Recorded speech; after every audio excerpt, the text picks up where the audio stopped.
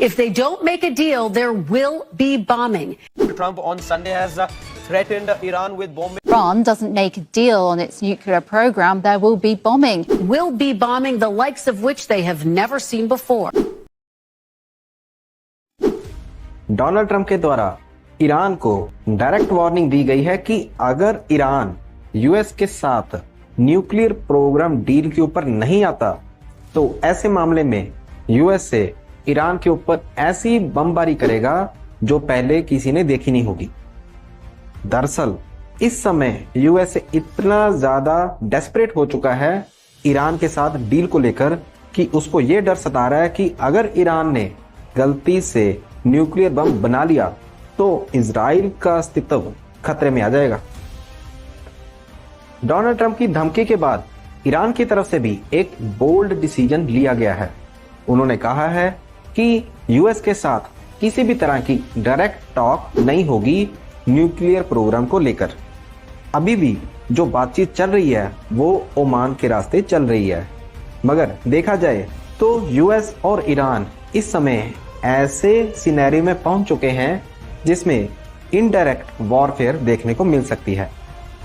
Iran इस समय पूरी तरह से युद्ध करने के लिए तैयार बैठा है। उनको ये पता है कि यूएस डायरेक्ट वॉर नहीं करेगा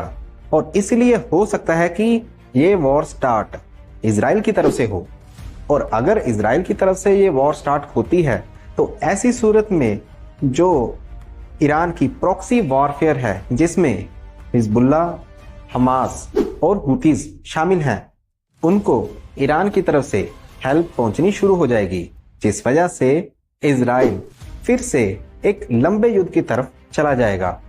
और ईरान फिर से अपने न्यूक्लियर बम को बनाने में लग जाएगा, क्योंकि उनकी तरफ से जो न्यूक्लियर बम बनाने के लिए यूरेनियम चाहिए वो लगातार बिल्ड किया जा रहा है। देखा जाए तो ईरान की तरफ से बार बार ये कहा गया है कि वो जो न्यूक्लियर प्रोग्राम बना रहे हैं उसका इस्तेमाल वो पीस पर्पसेस के लिए ही करेंगे, यानी कि एनर्जी जनरेशन में ही उनका ये प्रोग्राम काम आएगा। मगर यूएस को ये डर सता रहा है कि जो ईरान की तरफ से न्यूक्लियर प्रोग्राम चलाया जा रहा है वो सीधे सीधे तौर पर थ्रेट है इजराइल को, क्योंकि अगर ईरान ने न्यूक्लियर बम बना लिया तो ऐसी सूरत में इजराइल के लिए मुश्किलें जरूर खड़ी हो जाएंगी और यूएस के लिए भी इजराइल को बचा पाना काफी मुश्किल हो जाएगा। क्या ईरान को हराना इतना आसान है कि यूएस लगातार उनको वार्निंग देता जा रहा है? देखा जाए तो जो ईरान की ज्योग्राफी है उस लिहाज से ईरान के ऊपर अटैक करना काफी मुश्किल है। तो नॉर्थ में ईरान के कैस्पियन सी है।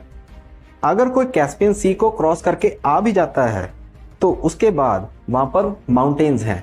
जिनको पार कर पाना काफी मुश्किल है, और ईरान के साउथ में पर्शियन गल्फ और गल्फ ऑफ ओमान है। इन एरिया से भी ईरान के ऊपर अटैक कर पाना काफी मुश्किल काम है। ईरान के वेस्ट की बात करें तो वहां पर भी माउंटेन्स हैं, जिस वजह से ईरान के ऊपर ज्योग्राफिकली अटैक कर पाना काफी मुश्किल काम है। और अगर ईरान के ऊपर कोई ये सोचे कि एयर स्ट्राइक कर दी जाए तो उनके पास Russian made S-300 defence system है, जिससे ईरान अपने आप को बचा पाता है। ईरान इकोनॉमिकली भी पूरी दुनिया के लिए इंपॉर्टेंट है, क्योंकि देखा जाए तो पूरी दुनिया में जो ऑयल की सप्लाई होती है वो या तो Persian gulf, gulf of Oman के रास्ते से ही होती है, और अगर ईरान ने इस एरिया को ही रोक दिया तो ऐसे सिनेरियो में पूरी दुनिया में तेल की कीमतें बढ़ जाएंगी, जिस वजह से तेल की कीमतों के साथ साथ बाकी के प्रोडक्ट्स की भी कीमतें बढ़नी शुरू हो जाएंगी और पूरी दुनिया में इन्फ्लेशन जैसी स्थिति बन जाएगी, जो कि बड़ी बड़ी इकोनॉमीज के लिए दिक्कत खड़ी कर सकता है। देखा जाए तो ईरान को रशिया और चाइना का भी साथ है, और इसीलिए रशिया किसी भी कीमत पर यह नहीं चाहेगा कि ईरान किसी भी तरह से खराब हो,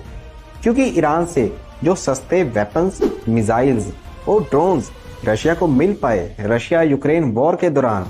वो रशिया के लिए काफी फायदेमंद रहे, और इसीलिए रशिया भी नहीं चाहेगा कि ईरान जैसा देश किसी भी तरह से खराब हो, और चाइना भी नहीं चाहता, क्योंकि ईरान का करीब 90% ऑयल चाइना ही खरीदता है। इसके अलावा भारत की तरफ से भी ईरान का ऑयल खरीदा जाता है। और देखा जाए तो भारत ने भी जो ईरान में चाबहार पोर्ट क्रिएट किया है, उसका फायदा भारत INSTC ट्रेड रूट में करता है और भारत के लिए भी ईरान काफी जरूरी है। इसलिए साफ शब्दों में हम ये कह सकते हैं कि यूएस के द्वारा ईरान को धमकियां तो दी जा रही हैं, मगर यूएस चाहकर भी